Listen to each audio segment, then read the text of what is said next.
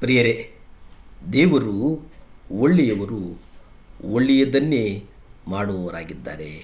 ದೇವರು ನಮ್ಮ ಹೃದಯವನ್ನು ಹರ್ಷಗೊಳಿಸುವಂಥ ಕಾರ್ಯಗಳು, ಅನೇಕ ಕಾರ್ಯಗಳನ್ನು ಮಾಡಿದ್ದಾರೆ.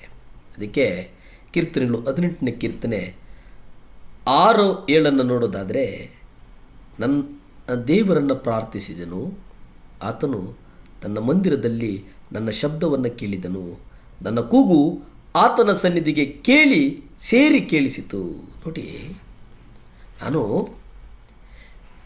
ಈ ಲೋಕದಲ್ಲಿ ನಾನು ಯಾರನ್ನ ಪ್ರಾರ್ಥಿಸಲ್ಲ, ಆದರೆ ಸಭೆಗೆ ಹೋಗಿ ಆಲಯದಲ್ಲಿ ನಾನು ಪ್ರಾರ್ಥನೆ ಮಾಡಿದೆ. ಅಲ್ಲಿ ನೋಡಿ, ನನ್ನ ದೇವರನ್ನು ಪ್ರಾರ್ಥಿಸಿದನು. ದಾವೀದನು ಭಾಳ ಸ್ಪಷ್ಟವಾಗಿ ಕೀರ್ತನೆಕಾರಲ್ಲ ಆಡ್ತಾನೆ, ನಾನು ನನ್ನ ದೇವರನ್ನು ಪ್ರಾರ್ಥಿಸಿದನು. ಆಮೇಲೆ ಹೇಳ್ತಾನೆ, ಆತನು ಮಂದಿರದಲ್ಲಿ, ತನ್ನ ಮಂದಿರದಲ್ಲಿ, ಯಾರ ಮಂದಿರ ಅದು?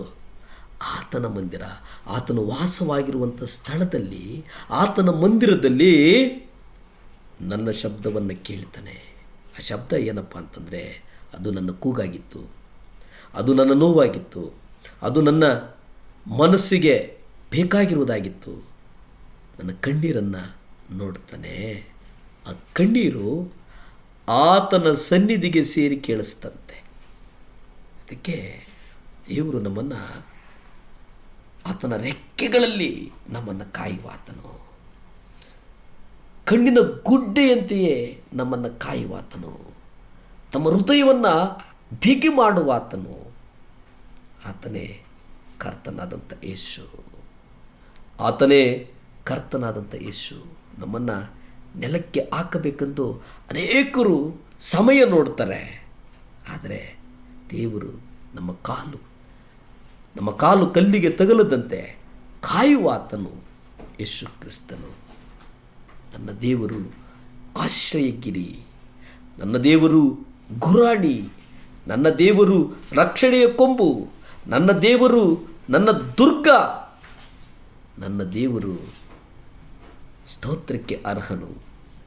ನಾನು ಯಾವಾಗಲೇ ಮೊರೆಯಿಡಲಿ, ಆತನು ನನ್ನನ್ನು ರಕ್ಷಿಸುವವನಾಗಿದ್ದಾನೆ, ನನ್ನನ್ನು ಪ್ರೀತಿಸುವವನಾಗಿದ್ದಾನೆ, ನನ್ನನ್ನು ನಡೆಸುವವನಾಗಿದ್ದಾನೆ, ನನ್ನನ್ನು ಶಿಲುಬೆಯ ರಕ್ತದಿಂದ ನನ್ನನ್ನು ಕ್ರಯಕ್ಕೆ ಕೊಂಡುಕೊಂಡುವವರಾಗಿದ್ದಾನೆ.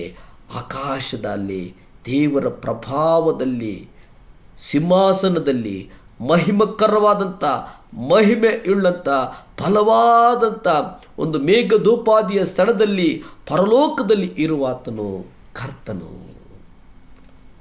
ಅದಕ್ಕೆ ಯೆಹೋವನು ನನ್ನ ನೀತಿಗೆ ಸರಿಯಾಗಿ ಮೇಲು ಮಾಡುವವನಾಗಿದ್ದಾನೆ, ನನ್ನ ಕೈಗಳ ಶುದ್ಧತ್ವಕ್ಕೆ ತಕ್ಕಂತೆ ಪ್ರತಿಫಲ ಕೊಡುವವನಾಗಿದ್ದಾನೆ. ಪ್ರತಿಫಲವನ್ನು ಕೊಡುವವನಾಗಿದ್ದಾನೆ. ಅವನು ಬೇರೆ ಯಾರೂ ಅಲ್ಲ, ಕರ್ತನಾದಂಥ ಯೇಸು ಕ್ರಿಸ್ತ. ದೇವರು ಸೂರ್ಯನಿಗೋಸ್ಕರ ಗುಡಾರವನ್ನು ಏರ್ಪಡಿಸುವವನಾಗಿದ್ದಾನೆ, ತನ್ನ ಮಂಟಪದೊಳಗೆ ಬರತಕ್ಕಂಥವರನ್ನು ನಡೆಸುವವನಾಗಿದ್ದಾನೆ. ಸ್ತೋತ್ರ ಸಿಂಹಾಸನದಲ್ಲಿರುವಾತನೇ ನೀನು ಪವಿತ್ರ ಸ್ವರೂಪಿ. ಕರ್ತನು ಸ್ತೋತ್ರ ಸಿಂಹಾಸನದಲ್ಲಿ ಪವಿತ್ರ ಸ್ವರೂಪನಾಗಿರ್ತಾನೆ ಅನ್ನುವಂಥದ್ದು. ಅದಕ್ಕೆ ಇಕ್ಕಟ್ಟಿನಲ್ಲಿ ಯೆಹೋವನು ನಿನ್ನ ಪ್ರಾರ್ಥನೆಯನ್ನು ಕೇಳಲಿ. ಯಾರ ಪ್ರಾರ್ಥನೆ ಕೇಳಲಿ? ನಿನ್ನ ಪ್ರಾರ್ಥನೆ. ಯೆಹೋವನು ಇಕ್ಕಟ್ಟಿನಲ್ಲಿ ನಿನ್ನ ಪ್ರಾರ್ಥನೆಯನ್ನು ಕೇಳಲಿ. ಯಾಕೋಬ ದೇವರ ನಾಮವು ನಿನ್ನನ್ನು ಉದ್ಧಾರ ಮಾಡಲಿ.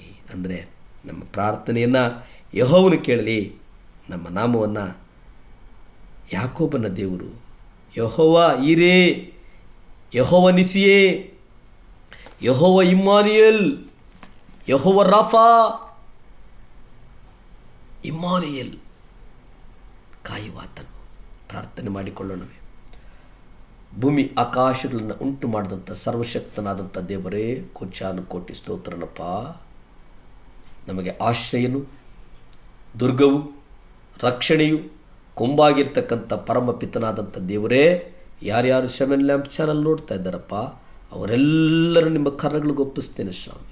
ದೇವರೇ, ಅಪ್ಪ, ಯೇಸುವೆ, ಒಂದು ದಮೆ ಶಾಂತಿಯನ್ನು ಕೊಡು ಸ್ವಾಮಿ.